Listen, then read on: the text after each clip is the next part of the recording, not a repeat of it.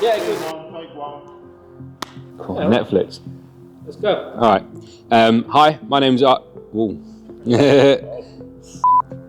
Hi, my name's Reese. I'm owner and founder of R44 Performance. We're a performance company based in London. We've been going for about 4 years now, and today I want to run through a little bit more of a story behind myself, the company, and kind of our future goals with some of the cars behind me and around me here at our HQ in Wembley.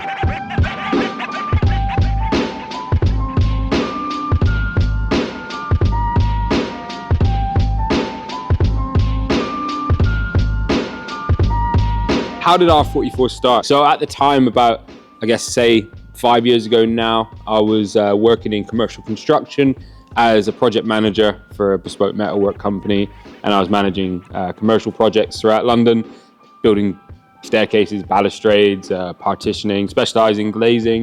It was quite good. I really enjoyed it. I had an amazing team of fitters, and yeah, we had a really good time. And then obviously COVID hit, and at the same time I was into my cars. I had a BMW M2 40i, and I was modifying it, and I was always shopping around. And I, at the time, designed a rear diffuser, got a company in Asia to manufacture it, and they started selling well. It was a little side hustle for me. It was doing pretty good, and then it got to a point where like you're having to talk to people every day.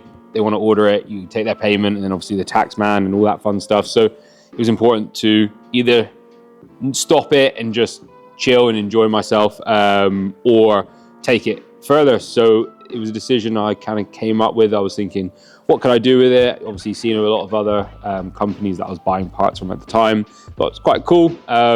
Let's see, but I'm quite a guy, if I'm going to do something, I'm going to go as 110%, if not 100 million percent. So I was like, cool, if I'm going to do it, I need a partner. So I partnered up with a friend of mine called Josh. He was a really cool guy to start it off, and he would do the website side and I'd do supply and fulfillment. And yeah, started sitting down, go to Costa Coffee a few times. Started coming up with ideas, and it was getting to like September, October time, and it was like, cool, should we do this? And we were like, cool, what do we do? We spoke to another friend of mine, really good friend called Nick Blackwell, shout out to him. He's a chartered accountant, a really good friend, same age as me, into his cars, and spoke about things.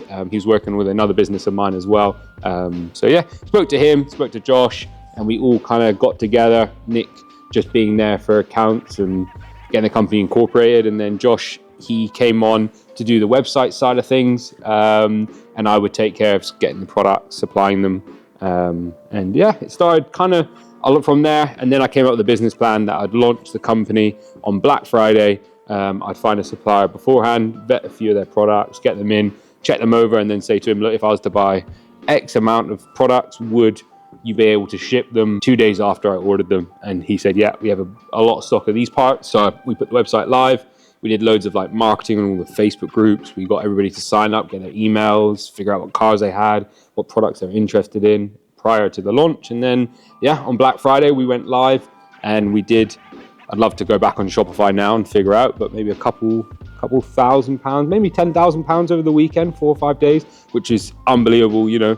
And then we just use that money to buy their parts straight away. Any profits, I just bought the exact same parts that people were buying, their mirror caps, steering wheel trims, fulfilled their customers' orders, had a bit of stock, kept going, recycling it. I think we put £250 in, me and Josh. And from there, yeah, we went on and on and on. And yeah, a question I get asked by a lot of people is where the name came from. It all came from registration plate, off Reese, and then the 4, if you move a bit of the line and then add a little bit more of a line, it could be a H, and then ERD. So when I was 17 and just passed my driving test, I bought my first private reg for £200 or something. It was R44 ERD.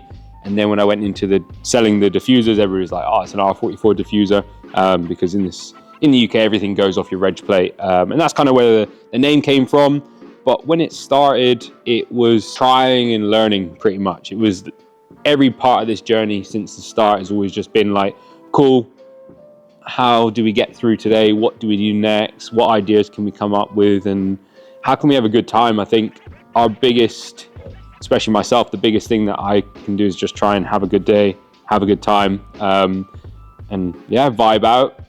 If we can make money and sell car parts and make other customers happy and other people happy, and that's what we do. Why BMW? Why is it the brand that you've chosen to sort of really progress with? Yeah, I'm not like some people. I obviously meet a lot of BMW owners every day. Some are like, I had a poster of an E46 when I was younger, and that's just what I'm gonna have. But for me, I'm all about like racing, motorsports. I think BMWs are like a great way to have performance and all the characteristics that you require for like a good all-rounder car that you can take on a racetrack. You can have a good drive on the weekend, or you can just come to work in. And they obviously look good. But that's it really. I'm a fan of Renaults. I'm a fan of like Ford, like Fiesta STs. That's my first car. I still have one to today. It's not really about the name. I don't really care what the name is. It's more what it does as a car. I think that's, yeah, we've got a bit of diversity in the workshop. We've got obviously like an M3 F80 up there, which is a full kind of club sport build. But I'm all about like track. I just want to drive the car and drive it at its limits in any way we can. I think BMWs do a great job that allow you to have it as a stock form to do anything. You can then modify it down the track day route. You can drive it off to stance or show car, or you can drive it as a you know, single turbo tourer, or you can turn it to a drag car and you don't need crazy amount.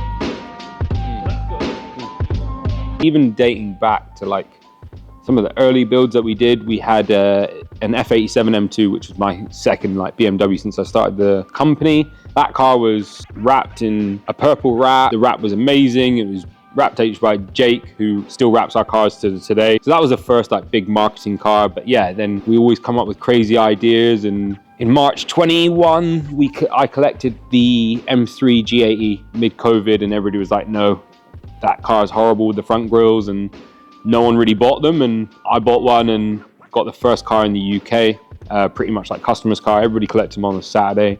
And it was, yeah, from there on it went well. And then obviously the M3 Touring came out, and there was nothing. We actually, like in the workshop today, we have an M3 over there touring, and then we've got ours. So we always see the M3 Tourings. There's no point in us having our own, but we bought the car, we've got to market it. So we thought, what's the best thing? And sending it to the US for 6 to 7 months to do a road trip and learn that market a little bit more and just network was something cool. And it's obviously paid off in different ways that most would expect. We had an M3 Touring. It was due for delivery, slightly delayed, so it wasn't the earliest cars. That was the catalyst to the big project, because we had a delayed car, we had no car, so we were like, what could we do? So my colleague Dylan, who's an absolute legend and really helps everything, like my crazy idea, is always there to accept them and be like, yeah, cool, let's go and find something. So he found a customer of ours called Peter over in Austria, and we built 3 Tourings, like straight off the bat. They were fresh, no one had them in the UK.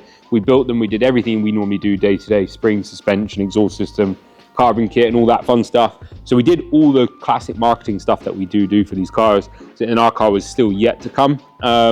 So yeah, we were like, cool, let's send it to the US. So we started looking into it, speaking to a lot of people. Shmi helped me kind of just find the right contacts to ship it over to the US. So we got it on the boat, and then Festival Speed was coming around, started speaking to a few of our US kind of contacts here at R44, and came up with the idea of let's send it to the US and let's try and send it as a stock car and modify it throughout the States with some of our contacts that we currently have, try and make new ones, attend all the US events, and let the wind blow us. And we at the time we're building our normal M3 saloon, so we kind of had an idea of the products that we want to put on it, but we wanted to do something different. We wanted to collaborate with brands that we wouldn't normally ever work with, because we are probably more track focused and more like mid-range values. So yeah, that car's got airlift suspension. Again, first time ever having a car in airlift, first time ever buying airlift. We're yet to sell any airlift, but we have a car with it. Vossens, again, never really sold or bought Vossens, but knew Diego at Vossen, a sales guy there that's been there for many years, and he was like, yeah, let's get some Vossens on it. And then that, yeah, made everything happen. We've got obviously a nose tech wrap, which is something we do. So it's a mixture. About half the build is brands we never work with, half the build is brands that we work with every single day, and that made it all possible, really. Throughout the build, we were working alongside Tom Wrigley. He built my probably one of my favorite cars in the fleet here at R44, the F80 M3. He built that for me. I was a customer, I needed help, the engine blew up, and gave it to Tom, and he was the nicest guy. He supplied all the parts, and price was relatively fair. I just played what it was meant to be. So I met Tom.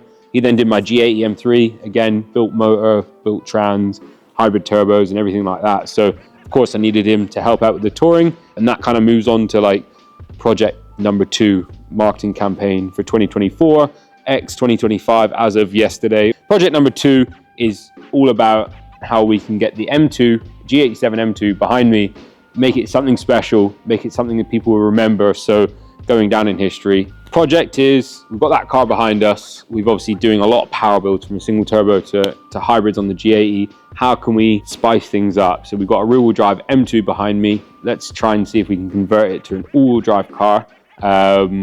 Let's think how we can make it as fast as possible. Let's look at how we can incorporate as many aftermarket companies. Tom's obviously proven quite a cool thing. So first call was to Tom. Well, me and Tom Dillon, we talk all day long about all different things, from cars to customers' cars. So yeah, we've always been talking about all-wheel drive M2. Tom's just blown up the world with his all-wheel drive M140i that's doing really cool numbers, and it's different. And that's what we're trying to do.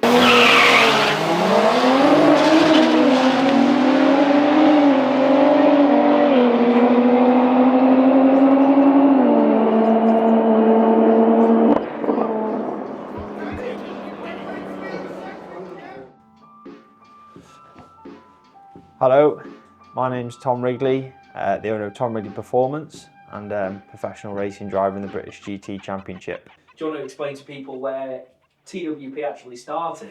Yeah, well, it started at the go-kart track, which is a family-run business, which I was doing as well as my racing at the time. We've got an outdoor go-kart track here at Rednall. We had a spare workshop at the top, which I put a ramp in. And like I said, that was around the same sort of time as the F80 when we first got it, and that's when we started tuning it. And yeah, that's kind of where it all began. So effectively it started in a shed. Literally. As with most big projects you hear over the years, it always starts in the shed with an idea. Which is quite funny, because that's actually quite a similar story to what Reese is. Obviously he started in his mum's shed. Yeah, yeah, exactly, mate. Yeah, and obviously we got close pretty much straight away after the F80. I got an M240, which has become quite a legendary car, my M240. And that's when I got to meet Reese, because he had one as well, and we were doing similar stuff, and that's where our relationship started. So pretty soon on into my journey, we knew of each other. Obviously we work a lot closer now, but initially we was always aware of each other, and we'd spoken. And we've both got the same attitude of, nothing's ever too much trouble, determined, and we push things as hard as we can, as quickly as we can. Funny what you've just said then. It kind of resonates in terms of nothing is too much trouble, which kind of brings us on to exactly that last says it all, kind of brings on to this project. So what is it? So, what are we doing? Well, yeah, I can't even really believe we're saying it, to be fair. It's a mammoth one, really. So we've got, obviously, the G87, Reese's orange car, and we want to four-wheel drive convert it, and we want to go to Texas and make it one of the fastest BMWs in the world. And I'm sure some people are going to laugh about that, but we think we can do it, and with the level of determination that we've all got, we're going to give it our best shot and see where we end up. Obviously, there's no anyone not familiar with the platform, the G80 and the G82, which are the M3 and M4, come four-wheel drive from factory. The M2 was never given that option.